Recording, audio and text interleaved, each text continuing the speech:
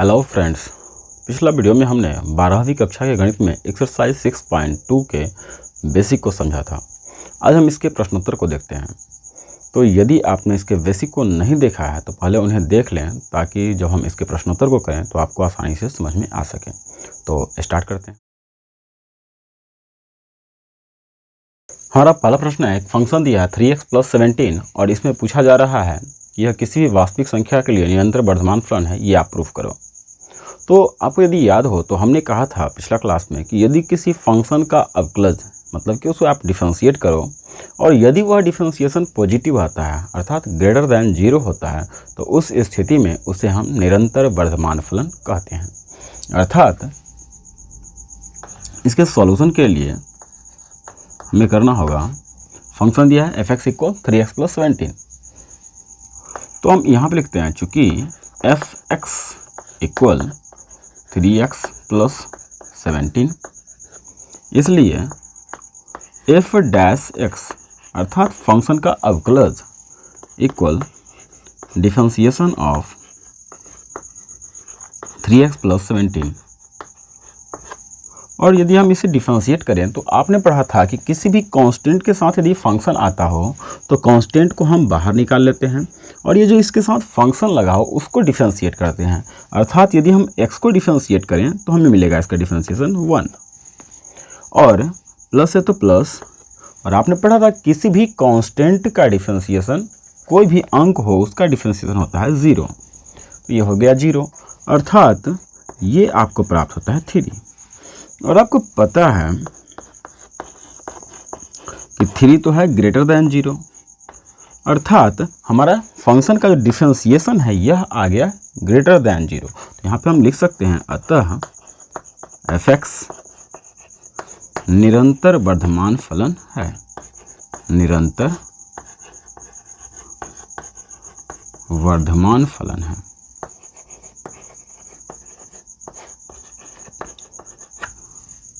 ऐसा हमने इसलिए कहा क्योंकि ये इसका डिफरेंशिएशन ग्रेटर दैन 0 आ गया। यदि वह लेस दैन 0 आता अर्थात यदि निगेटिव आता तो हम कहते हैं यह निरंतर ह्रासमान फलन है। ओके, तो इस प्रकार से आप क्वेश्चन नंबर फर्स्ट को समझ सकते हैं। हम देखते हैं अगला क्वेश्चन नंबर 2। क्वेश्चन नंबर 2 में भी एक फंक्शन दिया है f(x = e⁻²x) और कह रहा है किसी भी वास्तविक संख्या के लिए यह निरंतर वर्धमान फलन है, ये प्रूफ कीजिए। तो देखिए यहाँ भी हम सेम काम करेंगे, फंक्शन को हम सबसे पहले डिफरेंशिएट करेंगे, अर्थात f(x) मतलब हो जाएगा डिफरेंशिएशन ऑफ e⁻²x, अर्थात यहाँ से आपको मिल गया f(x) = आपने पढ़ा था डिफरेंशिएशन एक्सपोनेंशियल फंक्शन का, कि हम यहाँ पे लिखते हैं कि differentiation of e⁻x with respect to x equal होता है e⁻x ही होता है। e का जो पावर है यदि हम पावर के रिस्पेक्ट में डिफरेंशिएट करें तो जो मान है एक्सपोनेंशियल का वही रह जाता है। तो यहाँ पर देखें तो e का पावर है 2x, तो हमें करना होगा 2x के रिस्पेक्ट में पहले, और फिर अब हम यदि डिफरेंशिएशन 2x का करेंगे तो इसे हम कर सकते हैं x के रिस्पेक्ट में, अर्थात हमने इसे श्रृंखला में तोड़ दिया है। अब यदि आप इसे करोगे तो इसका e का जो पावर है उसी के रिस्पेक्ट में कर रहे हैं तो ये एक्सपोनेंशियल जो भी है वह रह जाएगा, और जब इसका हम करेंगे तो 2 कांस्टेंट होने के कारण हो गया बाहर, x का डिफरेंशिएशन x के रिस्पेक्ट में तो होगा 1, अर्थात आपको यहाँ से मिल जाएगा f(x) = 2e⁻²x। तो चूँकि x के किसी भी वास्तविक मान के लिए, किसी भी वास्तविक मान के लिए, वास्तविक मान के लिए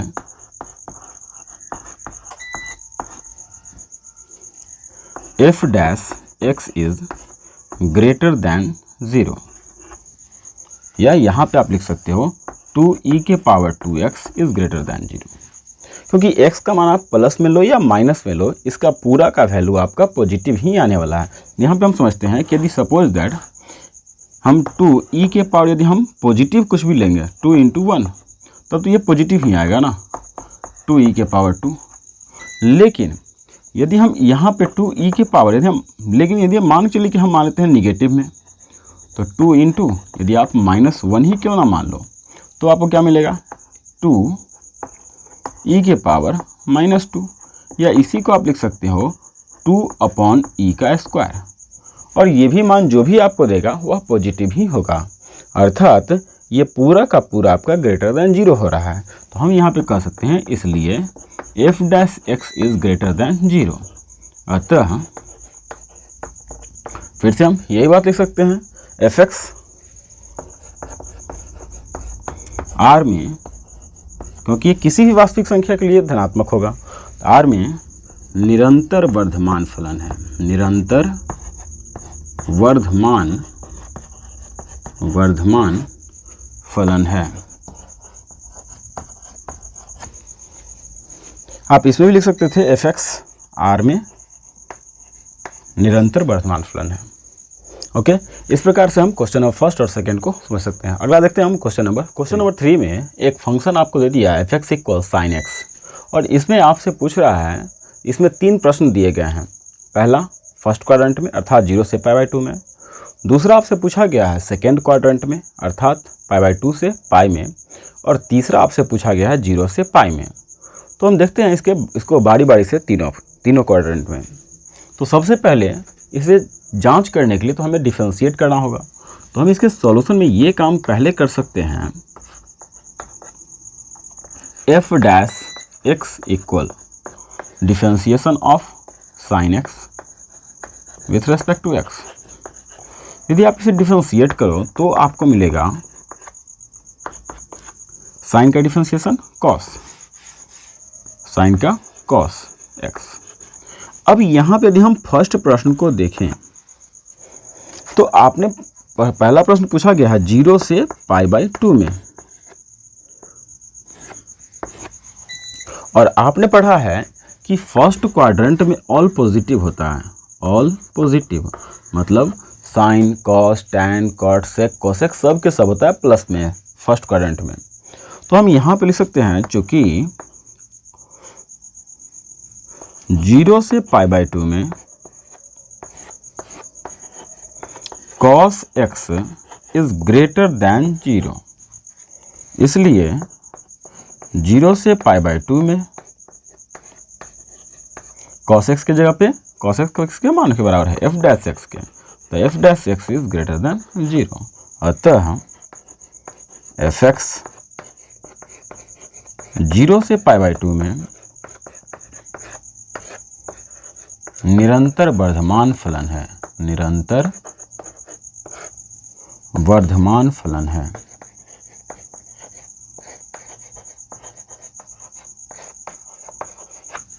इसी प्रकार यदि हम इसके दूसरे पार्ट को देखें तो इस प्रश्न का दूसरा पार्ट कह रहा है π/2 से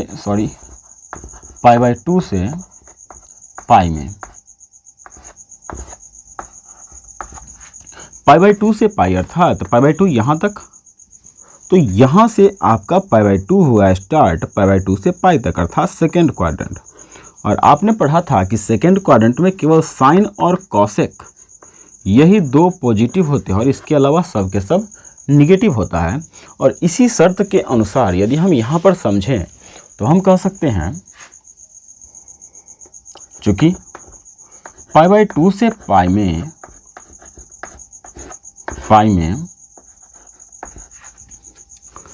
डिफरेंशियल में क्या आया था cos x is less than 0।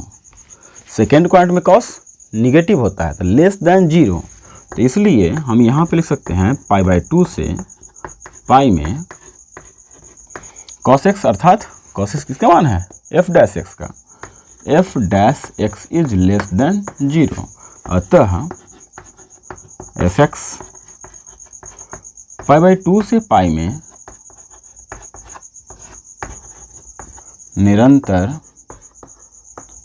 निरंतर ह्रासमान फलन है, ह्रासमान फलन है। इसी प्रकार इसमें तीसरा प्रश्न आपसे पूछा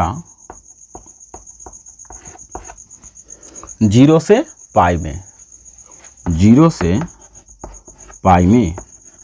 अब यदि हम 0 से पाई की बात करें तो 0 से पाई कहाँ से कहाँ, 0 यहाँ से यहाँ तक, अर्थात फर्स्ट और सेकंड दोनों क्वाड्रेंट को। यहाँ पे हम देख रहे हैं कि फर्स्ट क्वाड्रेंट हमारा निरंतर वर्धमान आ रहा है, जबकि सेकंड क्वाड्रेंट हमारा निरंतर ह्रासमान आ रहा है।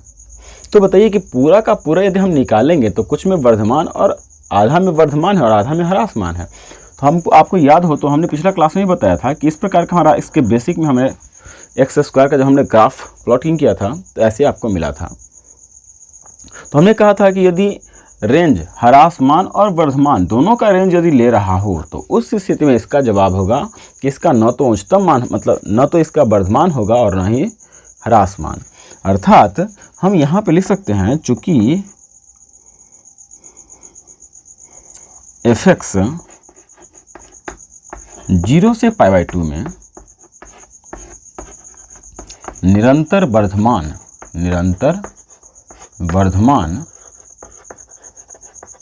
तथा π/2 से पाई में निरंतर ह्रासमान है, निरंतर ह्रासमान है। इसलिए fx 0 से पाई में न तो वर्धमान होगा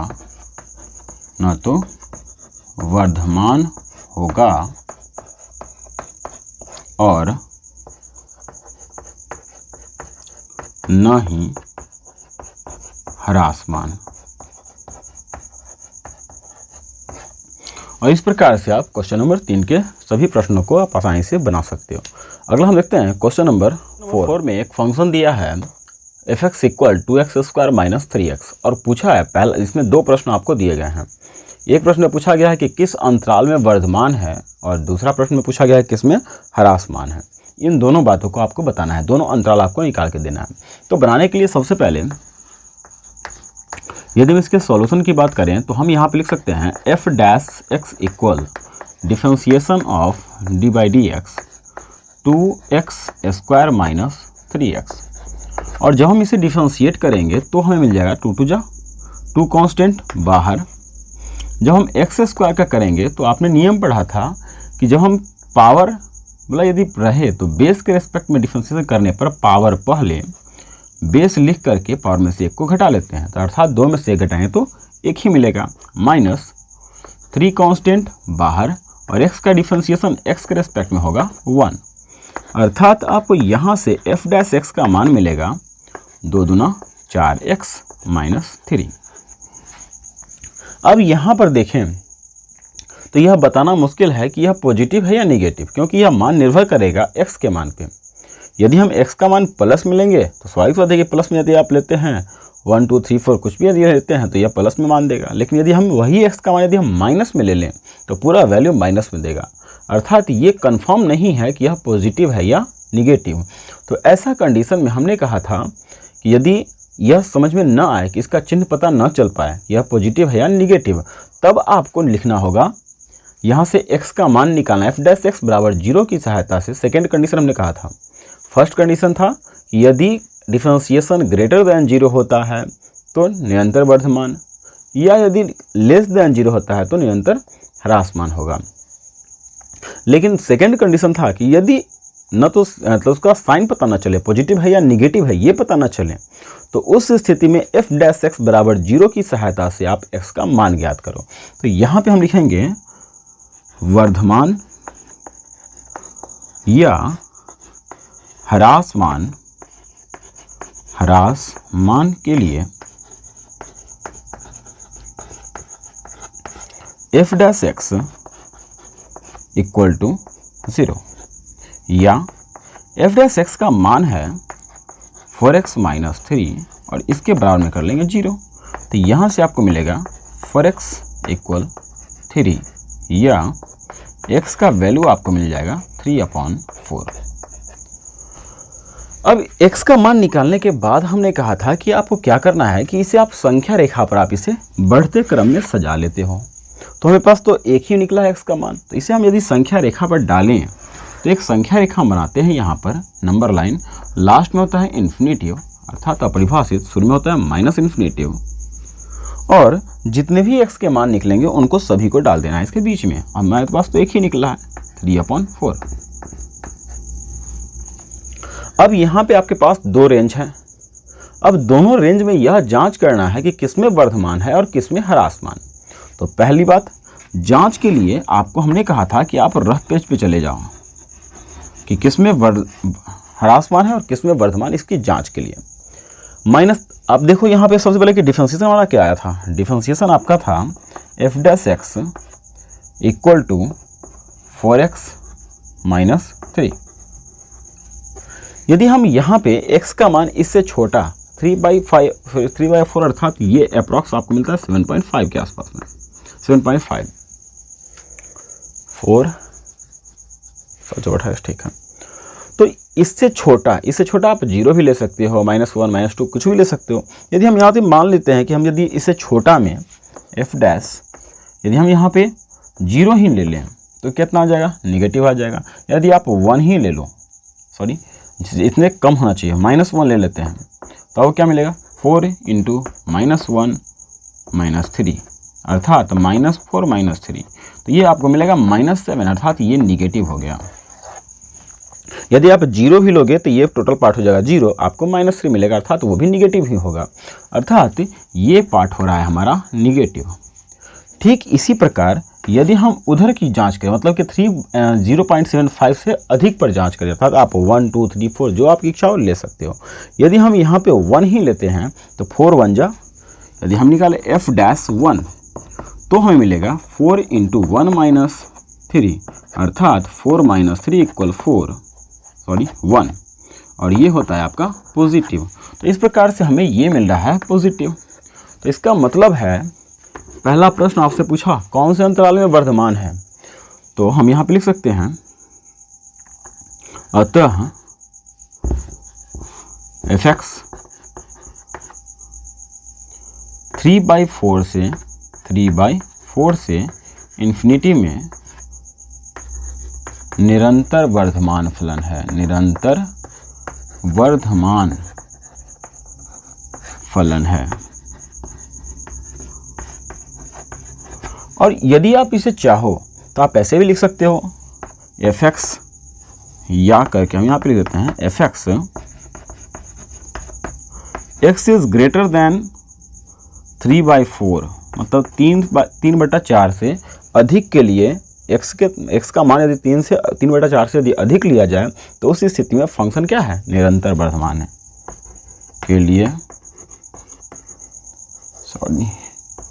के लिए निरंतर वर्धमान फलन है, निरंतर वर्धमान फलन है। हम इसे मिटा देते हैं, ये तो हमने रफ किया था समझाने के लिए। वर्धमान फलन है। इसी प्रकार बी नंबर में आप कह सकते हो कि f(x) के बारे में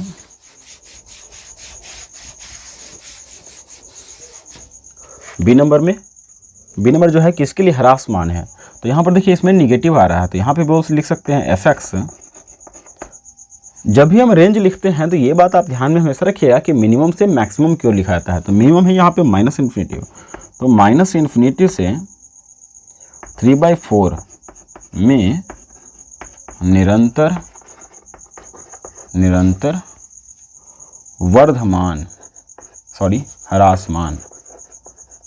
ह्रासमान फलन है।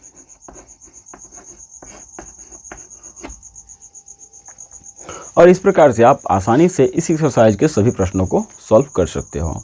अगला यदि हम प्रश्न देखें तो क्वेश्चन नंबर 5 में भी इसी प्रकार का एक फंक्शन दिया है, आपसे वैसे ही पूछा है कि कौन से अंतराल में निरंतर वर्धमान है, ह्रासमान है। क्वेश्चन नंबर 6 को देखिएगा तो भी आपको इसी प्रकार के सभी प्रश्न अब आगे के हैं, आप उन्हें करके देखिए। कोई भी यदि डाउट हो तो आप कमेंट करके पूछ सकते हैं, या कोई भी क्वेश्चन नंबर में आपको यदि कन्फ्यूजन है तो आप पूछ सकते हैं।